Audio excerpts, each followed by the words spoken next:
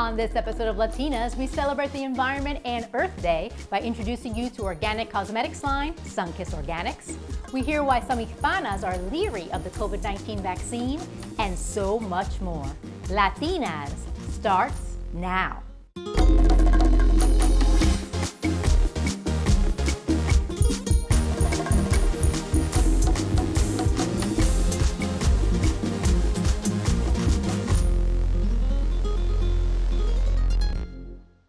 Welcome to Latinas, the show that's all about nuestras mujeres in the Latinx community. I'm Tina Beth Pina. April can be a rainy month, and it's pouring outside, which is just another reminder that for over a year, we've been living indoors under the confines of the coronavirus. Unfortunately, the COVID-19 pandemic has disproportionately impacted Latinos and other people of color, making vaccinations a crucial health mission. Yet, vaccine hesitancy within the Latinx community has healthcare experts worried as vaccination rates lag in the communities that have been hardest hit by the virus. Elena Romero has the story.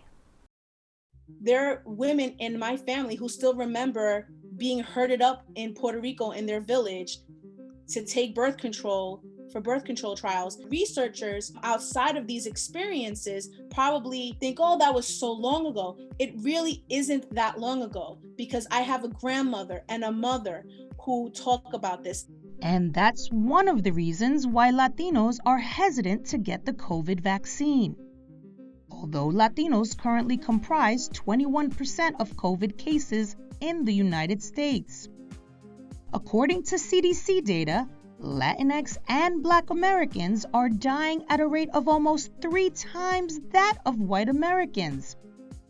Yet mistrust is among the many reasons Latinos are not getting vaccinated. Unfortunately, people of color are more likely to be exposed to the virus, have pre-existing conditions that exacerbate it, and have less access to medical care. Plus, there is a lot of misinformation out there about the vaccine. Since the pandemic hit last March, I've been working with other colleagues within the health system to create a survey called Speak Up on COVID. We noticed that with internet and Wi-Fi services, 20% of Latinos responded that they needed Wi-Fi or internet coverage. If we're moving everything into this virtual climate, right? And people need to make appointments through their electronic health record. If they'd like to get information about how to get a vaccine, all of that, you need the internet for that, and you need access. The internet is one hurdle. Obtaining an appointment for the vaccine has also challenged Latinos.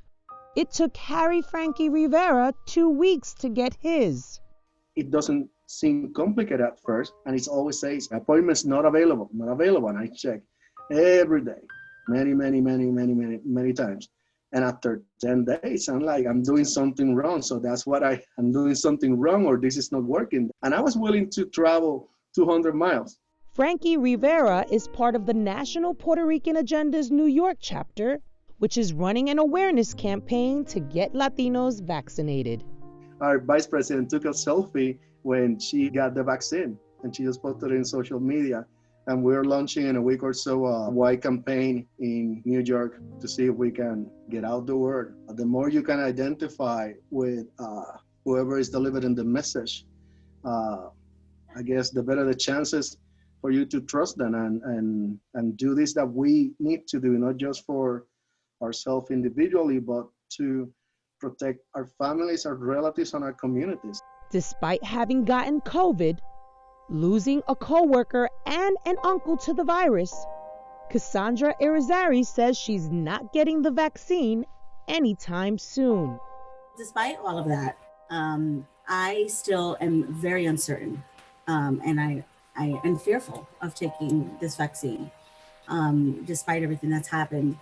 Most of it is because I don't feel comfortable with how fast the vaccine became available to everyone. And the other piece of it is the long-term effects of COVID itself, which we're still learning about. And then, of course, the long-term effects of getting the vaccine. What do you think you need to hear to get that reassurance? Well, I think I'd like, the numbers, the positivity rate to go way down, and also to kind of observe how people are feeling. So a little bit more time. Don't know what that time frame would be where I would feel like, okay, I'm ready. I don't think it'll be anytime soon. The possibility of unsubstantiated long-term effects didn't stop Ariel Vidal, who works at St. Jude Pharmacy in Brooklyn, from getting the vaccine. I hate needles with a passion. I'm terrified. I didn't even feel it. Like, he was so gentle. I didn't know whether I should eat or not eat, and stubborn me, like, afterwards when I got a little bit of arm pain, I was like, I'm not gonna take anything for it. Both times I just got really tired.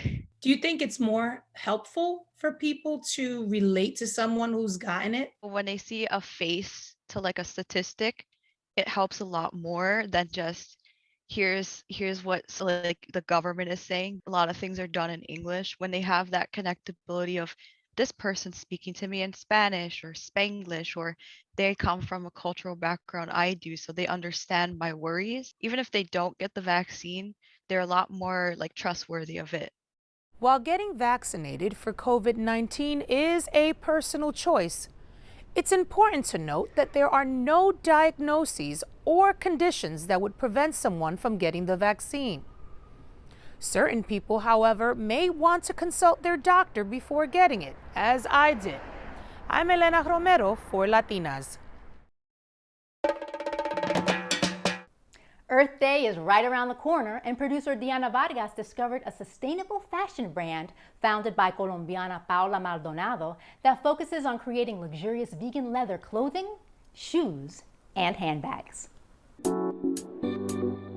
Thankfully, because we are pioneers in sustainability in the fashion industry, we have grown ginormously, and this is something that's going to stay. We are not going back to our old ways that are not only not ethical, but just not conscious or a sustainable lifestyle.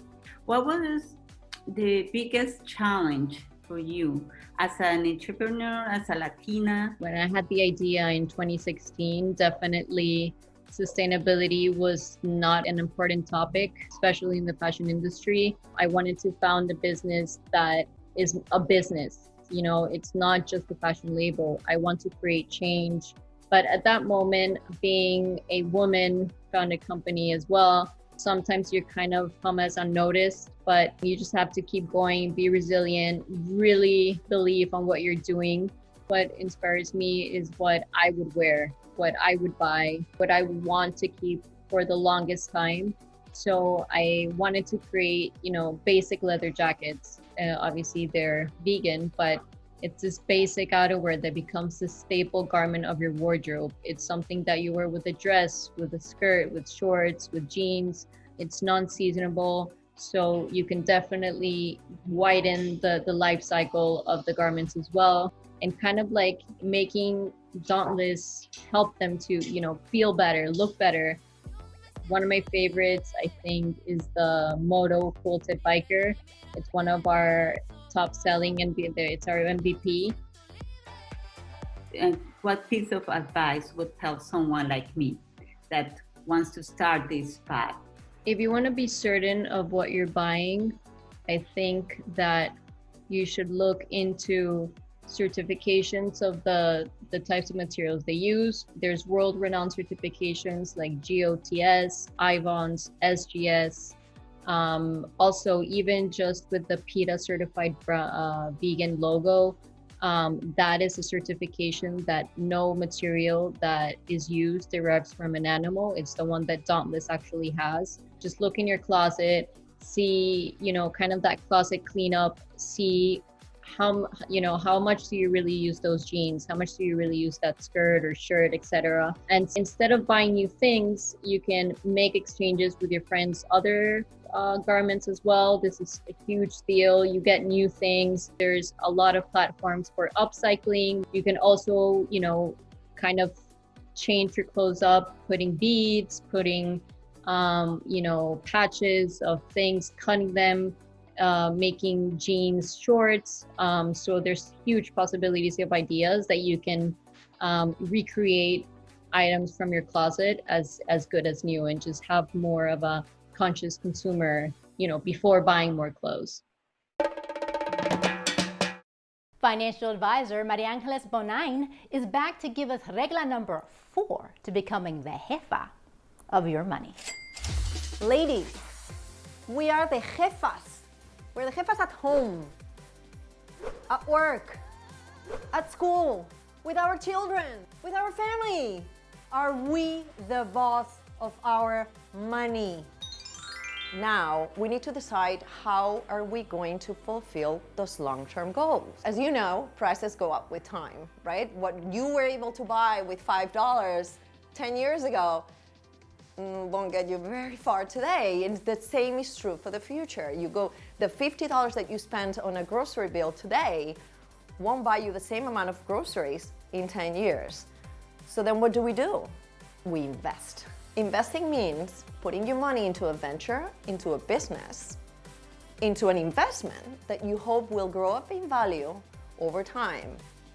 So much so that you won't lose the purchasing power. Investments can be either private or public.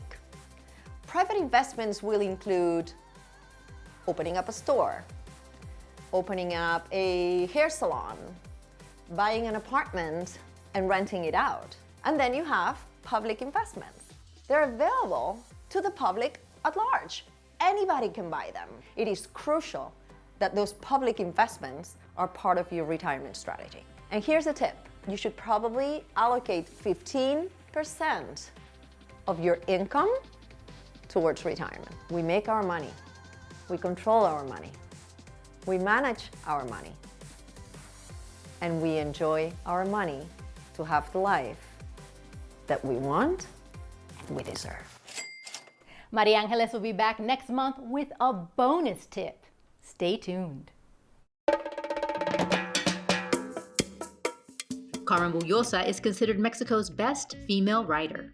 The CUNY Distinguished Lecturer is a poet, novelist, and playwright whose work focuses on feminism and gender roles within Latin America. The award-winning writer has published over a dozen novels, and her work has been lauded by critics worldwide. In the late 90s, Bulosa co-founded the Mexico City House for Persecuted Writers that provides authors from around the world a safe space in Mexico where they can develop their work. In 2007, she also co-founded Café Nueva York, a collective of writers who live in New York and produce literary works in Spanish.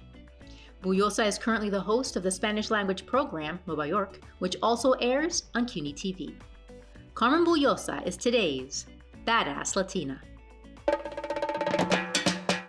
Before the pandemic started, CUNY TV intern Romel H. Ojeda followed a DACA recipient for 6 months throughout New York City.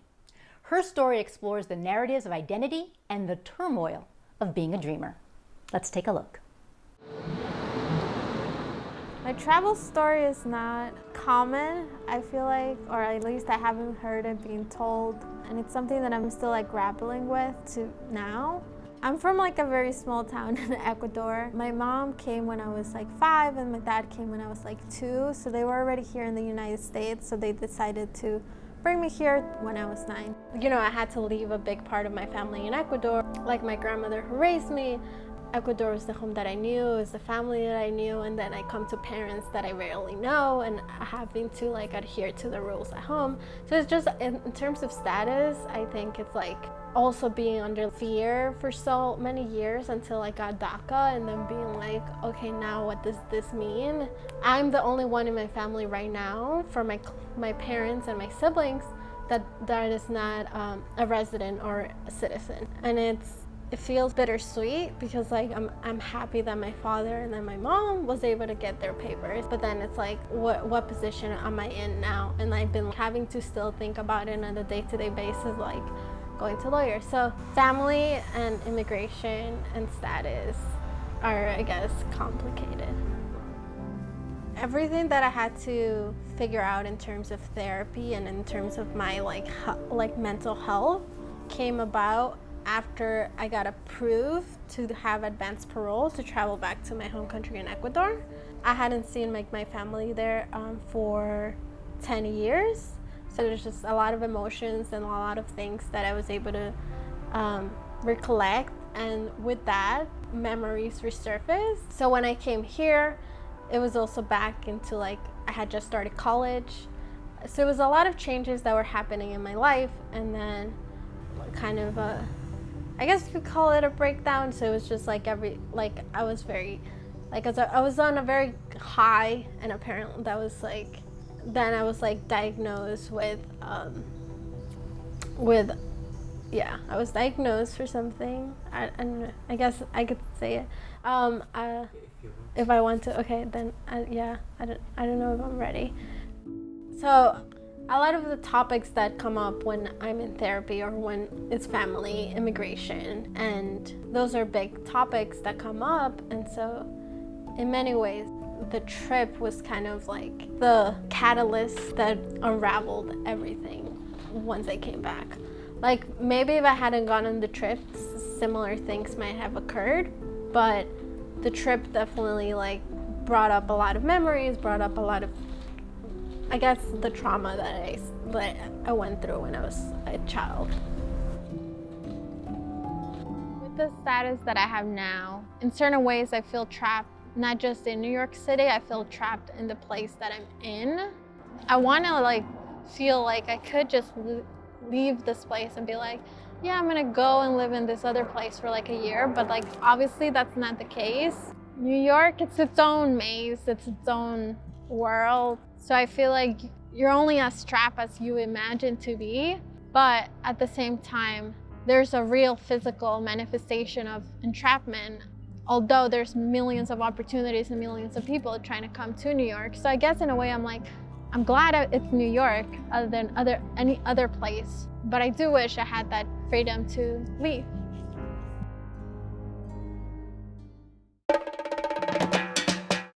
Maluma and Jennifer Lopez's latest song, Lonely, has a controversial lyric in it where J-Lo calls herself a negrita from the Bronx. And that line is the topic of today's Caliente Caliente.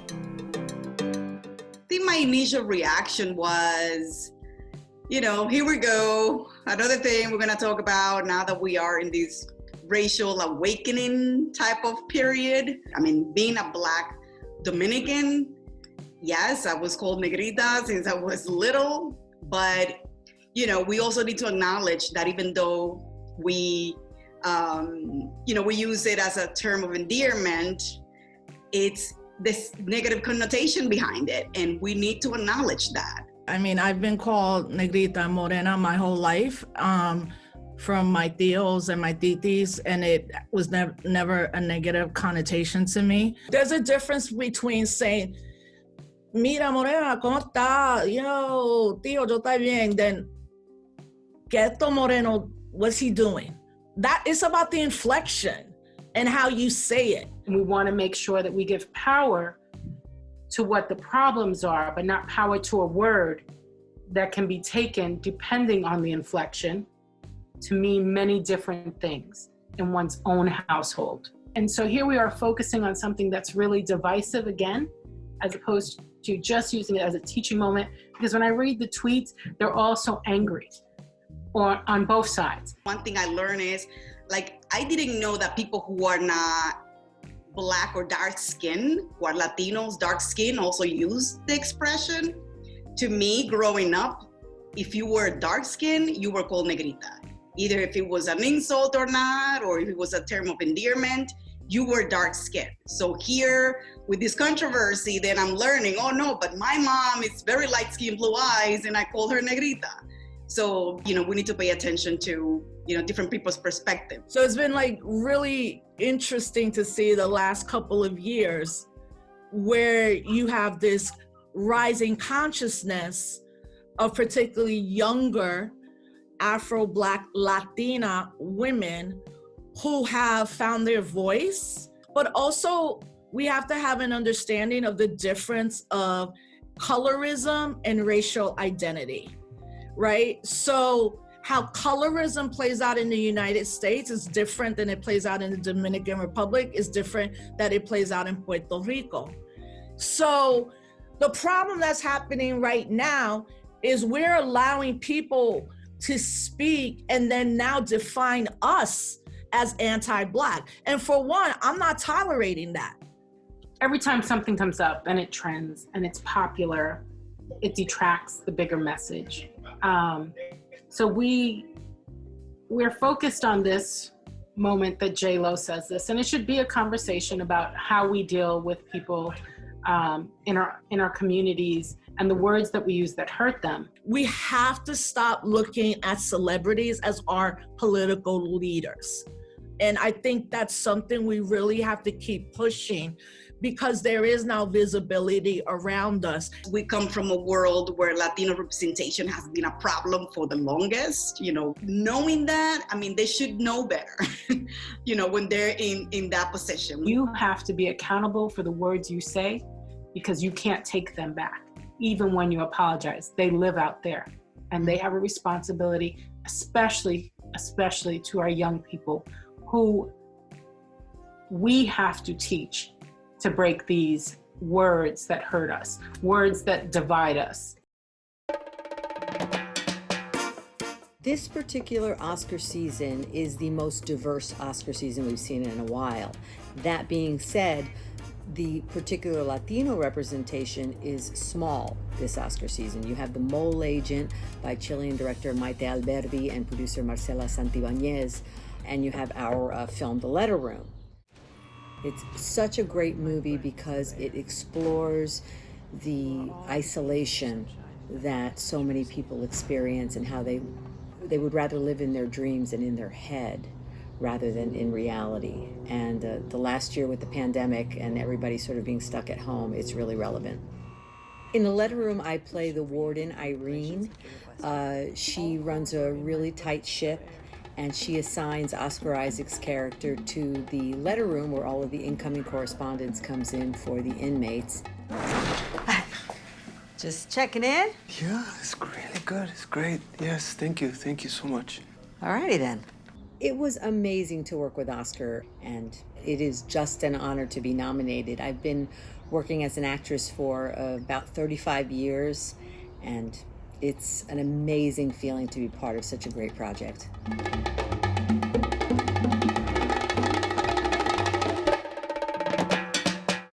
When Jessica Jade started having major issues with her skin, she had no clue it was the start of her journey as an organic skincare creator. Correspondent Abby Ashola discovers why Jessica Jade is today's Latina on the rise.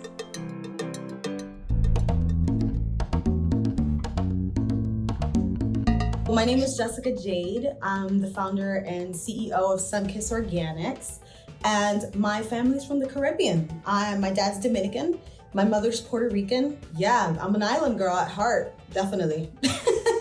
Jessica Jade is among the many women who've turned to their Latin roots to create organic beauty products tailor-made for other women of color.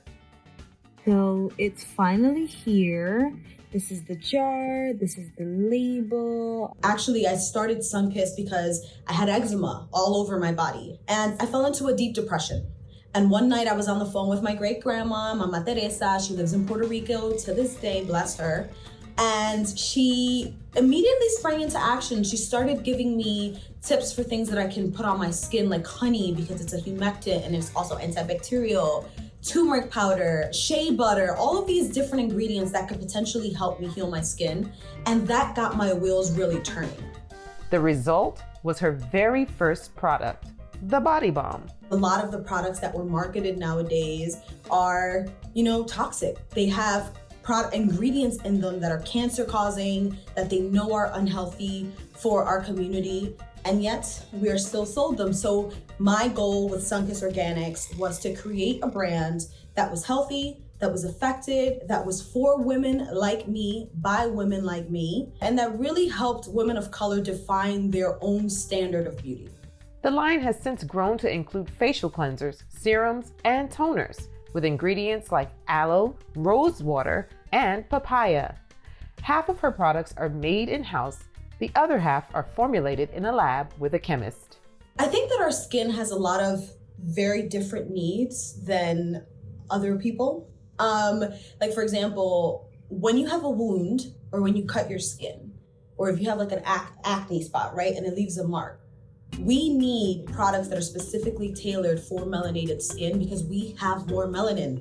It's Very simple. Melanin helps heal that wound. So we produce more of it in order to heal the wound properly, which then leaves a dark spot behind, for example. So we need products formulated specifically for us so that we can remove and heal those dark spots.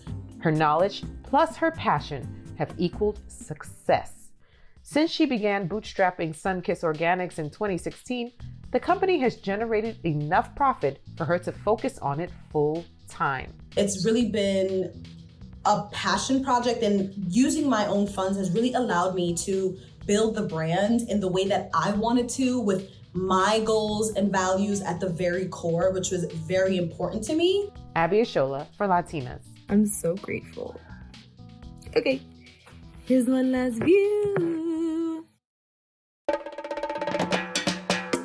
And that's our show for today. For more information on what you just saw, check out our website at tv.cuny.edu and follow our social media profiles. We love sharing our Latino stories with you. And please make sure you tune in next month. We'll meet Latinas who also happen to be Asian and so much more. ¡Uepa! Hasta la próxima. Bye-bye.